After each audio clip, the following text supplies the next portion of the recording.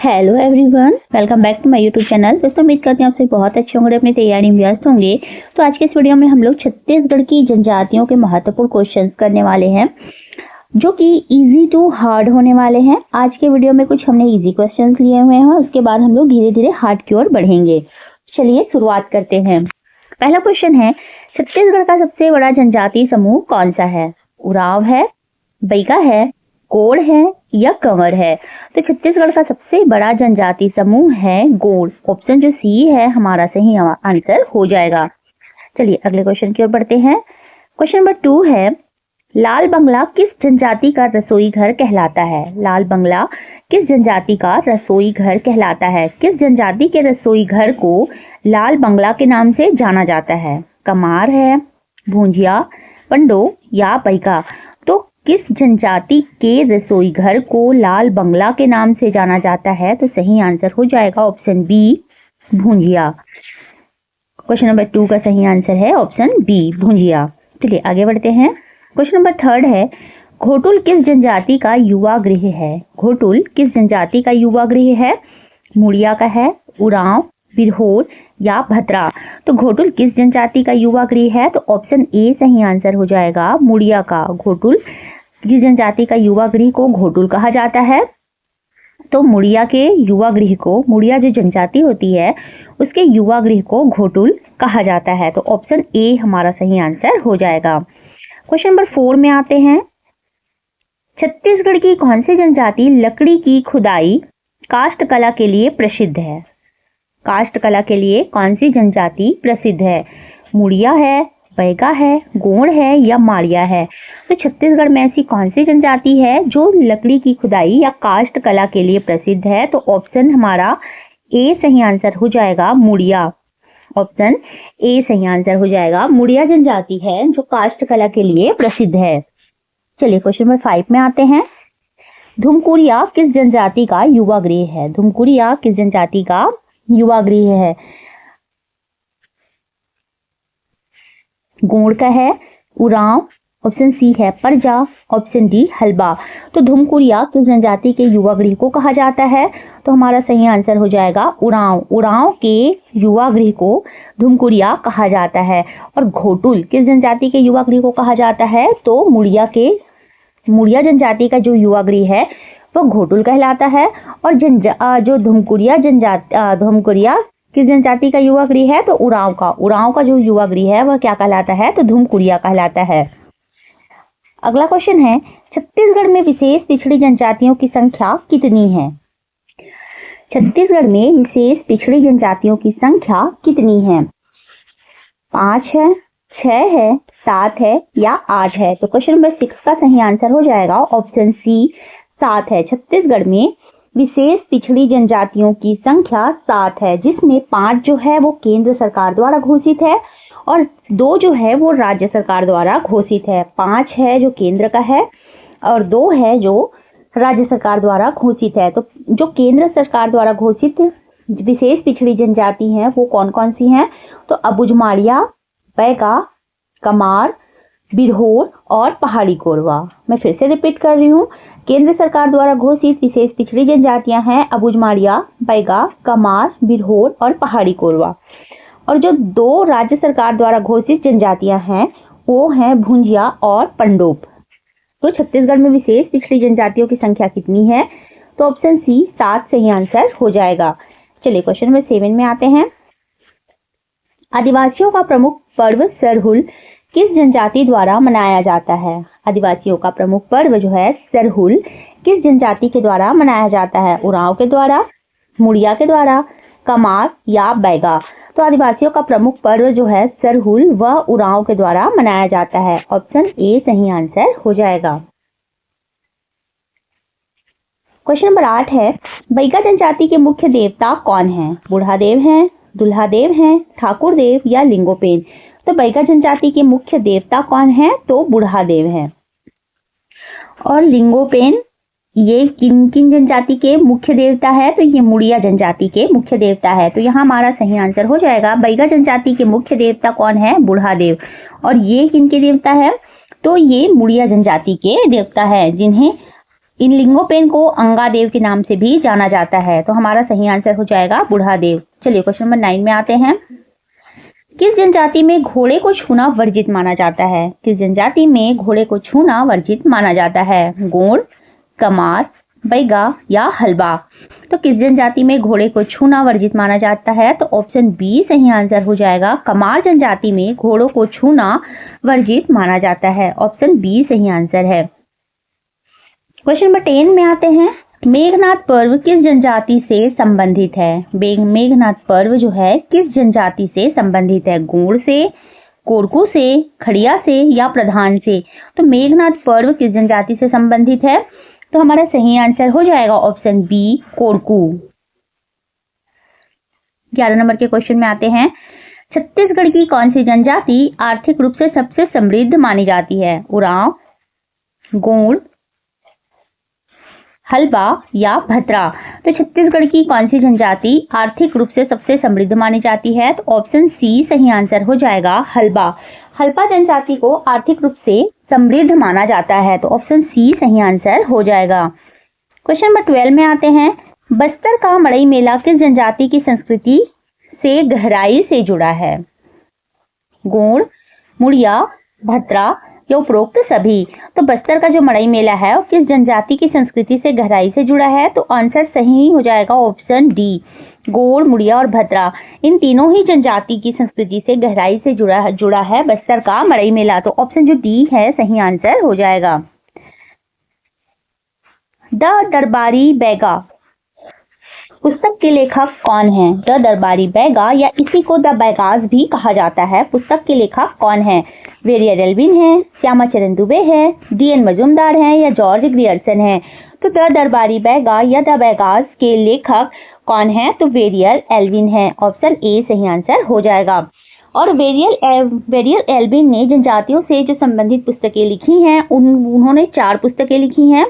पहला है the Muria and their Ghotul, दूसरा है द गौर, तीसरा द अगरिया और चौथा है द बैगाज या दरबारी बैगा। तो वेरियर एल्विन की चारों रचनाओं को ध्यान में रखिएगा, कभी भी पूछा जा सकता है। ऑप्शन जो ए है सही आंसर हो जाएगा। 14 नंबर के क्वेश्चन में आते हैं। कर्मा नृत्य किन जनजातियों में प्रचलित है? कर्मा नृत्य किन जनजातियों में प्रचलित है? बैगा में, गोंड में, उरांव या उपरोक्त सभी? तो कर्मा नृत्य लगभग इन तीनों ही जनजातियों में प्रचलित है। तो ऑप्शन डी हमारा सही आंसर हो जाएगा।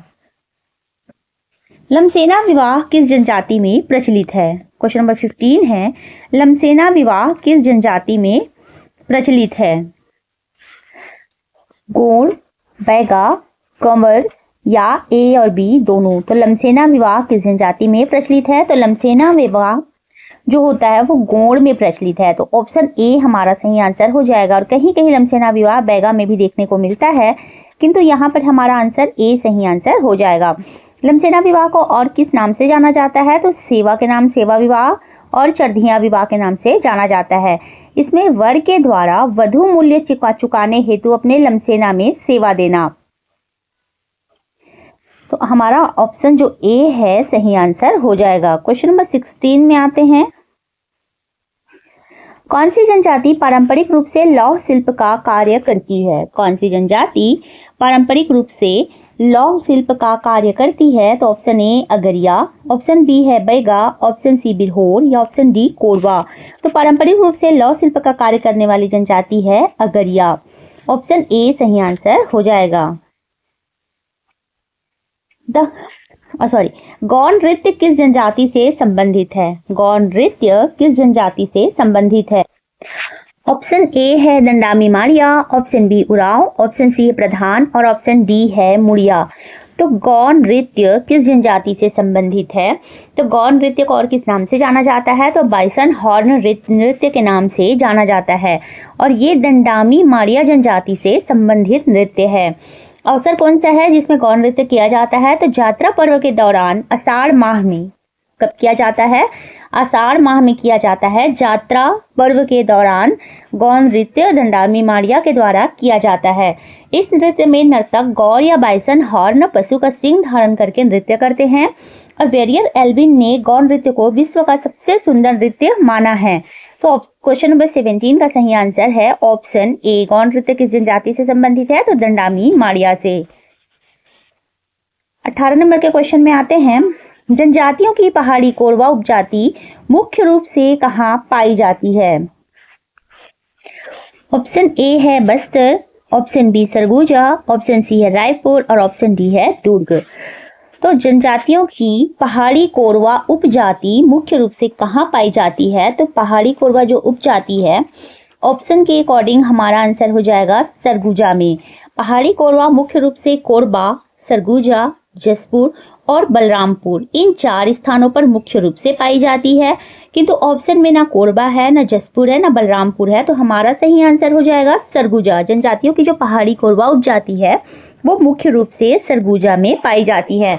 और 3 अन्य स्थानों का नाम भी याद रखिएगा, कोरबा, जसपुर, बलरामपुर और सरगुजा। ये 4 जगह है जहां पहाड़ी कोरवा मुख्य रूप से पाए जाते हैं। चलिए अगले क्वेश्चन में आते हैं, दूध लौटावा विवाह किस जनजाति में पाया जाता है? दूध लौटावा विवाह जो है किस जनजाति में पाया जाता है? उरांव में, गोंड में, हल्बा या बैगा। तो दूध लौटावा विवाह किस जनजाति में पाया जाता है? तो ऑप्शन हमारा बी सही आंसर हो जाएगा। गोंड जनजाति में दूध लौटावा विवाह मुख्य रूप से पाया जाता है या किया जाता है, जिसमें ममेरे फुफेरे भाई बहन का विवाह कर दिया जाता है, जिसे दूध लौटावा विवाह कहा जाता है। चलिए अगले क्वेश्चन की ओर बढ़ते हैं, छत्तीसगढ़ की सबसे साक्षर जनजाति कौन सी है? छत्तीसगढ़ की सबसे साक्षर जनजाति कौन सी है? हल्बा, उरांव, गोंड या भतरा। तो छत्तीसगढ़ की सबसे साक्षर जनजाति कौन सी जनजाति है? तो उरांव, जिसे सर्वाधिक शिक्षित जनजाति के नाम से जाना जाता है। उरांव जनजाति मुख्य रूप से सरगुजा, बलरामपुर, जसपुर और रायगढ़ के क्षेत्र में निवास करती है। इनके युवा गृह को क्या कहा जाता है? तो धुमकुड़िया कहा जाता है। जो उरांव जनजाति है उनके युवा गृह को धुमकुड़िया कहा जाता है और युवा गृह के जो मुखिया होते हैं उनको धांगड़ महतो कहते हैं। इनके मुख्य देवता कौन है? तो सरना देवी हैं। नृत्य के कौन कौन से करते हैं? तो सरहुल नृत्य और कर्मा नृत्य करते हैं। और इनका मुख्य त्योहार कौन सा है? तो कर्मा त्योहार है। चलिए आगे बढ़ते हैं, क्वेश्चन नंबर 21 में आते हैं, बिंझवाल जनजाति का मुख्य निवास जिला कौन सा है? बिंझवाल जनजाति का मुख्य निवास जिला कौन सा है? बलौदाबाजार, दंतेवाड़ा, कांकेर या कोरिया। तो बिंझवाल जनजाति का मुख्य निवास जिला कौन सा है? तो ऑप्शन ए सही आंसर हो जाएगा बलौदाबाजार। बलौदाबाजार में जो सोनाखान क्षेत्र है उसमें मुख्य रूप से बिंझवाल जनजाति निवासरत है। उसके अलावा महासमुंद, रायपुर, बिलासपुर, कोरबा तथा रायगढ़ क्षेत्र में बिंझवाल जनजाति निवास करती है। नामकरण कैसे हुआ बिंझवाल जनजाति का? तो विंध्य पर्वत के मूल निवासी होने के कारण इन्हें बिंझवाल कहा गया है। इनकी भाषा छत्तीसगढ़ी है और सोनाखान बलौदाबाजार के वीर पुत्र शहीद वीर नारायण सिंह भी बिंझवाल जनजाति के थे। याद रखिएगा। तो क्वेश्चन नंबर 21 का सही आंसर है बलौदाबाजार। चलिए 22 में आते हैं, छत्तीसगढ़ में जनजातियों की कुल कितनी किस्में या प्रकार पाई जाती हैं? 36, 42, 48 या 52। तो छत्तीसगढ़ में जनजातियों के कुल कितने प्रकार पाए जाते हैं? तो छत्तीसगढ़ में जनजातियों की 42 प्रकार पाए जाते हैं।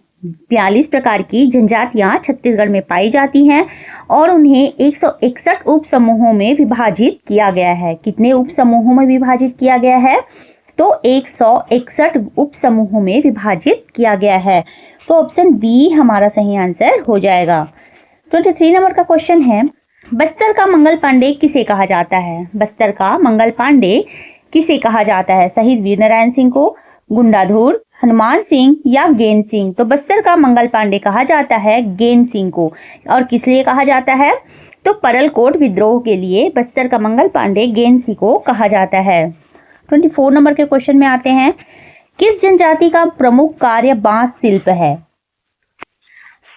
ऑप्शन ए है कमार, धनवार और कंडरा और डी है उपरोक्त सभी। तो किस जनजाति का प्रमुख कार्य बांस शिल्प है? तो इन तीनों ही जनजातियों का प्रमुख कार्य बांस शिल्प है। कमार बांस शिल्प कला में प्रवीण है, धनवार भी है और कंडरा भी है। तो ऑप्शन जो डी है हमारा सही आंसर हो जाएगा। कमार क्या करते हैं तो बांस शिल्प कला तथा टोकरी का निर्माण करते हैं। धनवार क्या करते हैं तो बांस शिल्प कला का काम करते हैं। और कंडरा बांस का बर्तन बनाने का कार्य करते हैं। तो ऑप्शन डी हमारा सही आंसर है। 25 नंबर का क्वेश्चन है, कक्सार नृत्य किस जनजाति के द्वारा किया जाता है? कक्सार नृत्य किस जनजाति के द्वारा किया जाता है? मुड़िया, अबुझमाड़िया, कंवर और उरांव। तो कक्सार नृत्य किस जनजाति के द्वारा किया जाता है? तो अबुझमाड़िया के द्वारा कक्सार नृत्य किया जाता है।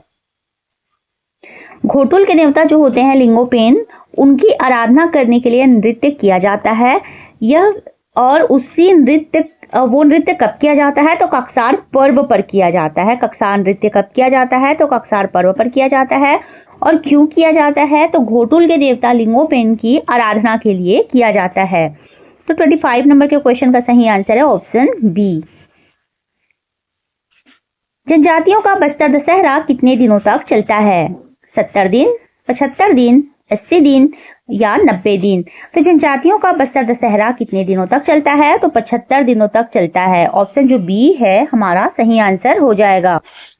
बस्तर दशहरा के प्रारंभकर्ता कौन थे? तो पुरुषोत्तम देव थे। उनका शासनकाल था 1408 से 1439 दिन तक। ये बस्तर दशहरा जो है 75 दिनों तक चलता है। इनकी प्रमुख रस्म 13 दिन तक होती है। प्रथम कार्यक्रम होता है पाट यात्रा का, और प्रथम रस्म होता है काछीन गादी का, और अंतिम रस्म होता है मुड़िया दरबार का। प्रथम कार्यक्रम कौन सा है? तो पाट यात्रा है। प्रथम रस्म कौन सा है? तो काछीन गादी है। और अंतिम रस्म है मुड़िया दरबार। और प्रारंभकर्ता कौन है? तो पुरुषोत्तम देव हैं। कुल अवधि कितनी है? तो 75 दिन। ऑप्शन बी सही आंसर है। 27 नंबर का क्वेश्चन है, परब नृत्य किस जनजाति से संबंधित है? मुड़िया से, धुरवा से, भतरा से या गदबा से। तो परब नृत्य किस जनजाति से संबंधित नृत्य है? तो धुरवा जनजाति से संबंधित नृत्य है। 28 नंबर का क्वेश्चन है, नवाखानी पर्व का संबंध किससे है? नवाखानी पर्व का संबंध किससे है? फसल काटने से है, जन्म संस्कार से है, विवाह से है या शिकार से है। तो नवाखानी पर्व कब मनाया जाता है? तो फसल काटने से संबंधित पर्व जो है वो नवाखानी पर्व कहलाता है। नया अन्न ग्रहण करना नवाखानी कहलाता है। तो ऑप्शन ए हमारा सही आंसर हो जाएगा। पंडो जनजाति को राज्य सरकार ने किस वर्ष पिछड़ी जनजाति घोषित किया? पंडो जनजाति को राज्य सरकार ने किस वर्ष पिछड़ी जनजाति घोषित किया था? तो ऑप्शन ए है 2002 में, बी है 2003 में, सी है 2004 में और डी है 2005 में। तो पंडो जनजाति को राज्य सरकार के द्वारा पिछड़ी जनजाति का दर्जा कब दिया गया था? तो ऑप्शन बी सही आंसर हो जाएगा 2003 में। और उसी के साथ राज्य सरकार द्वारा घोषित एक और जनजाति है, वो कौन है? तो वो भुंजिया है। भुंजिया और पंडो को राज्य सरकार के द्वारा विशेष पिछड़ी जनजातियों की श्रेणी में रखा गया है। तो हमारा क्वेश्चन नंबर 29 का आंसर हो जाएगा ऑप्शन बी 2003। इस वीडियो का लास्ट क्वेश्चन है, तोड़िया किस जनजाति की उपजाति है? तोड़िया किस जनजाति की उपजाति है? खड़िया, कोरवा, कोल या सौरा। तो तोड़िया किस जनजाति की उपजाति है? तो ऑप्शन बी सही आंसर हो जाएगा कोरवा। तो दोस्तों आज हमने छत्तीसगढ़ की जनजातियों के 30 क्वेश्चंस कंप्लीट किए हैं जो कि बहुत ही इजी थे। इसके आगे हम लोग मॉडरेट, फिर मॉडरेट के बाद हार्ड में जाएंगे।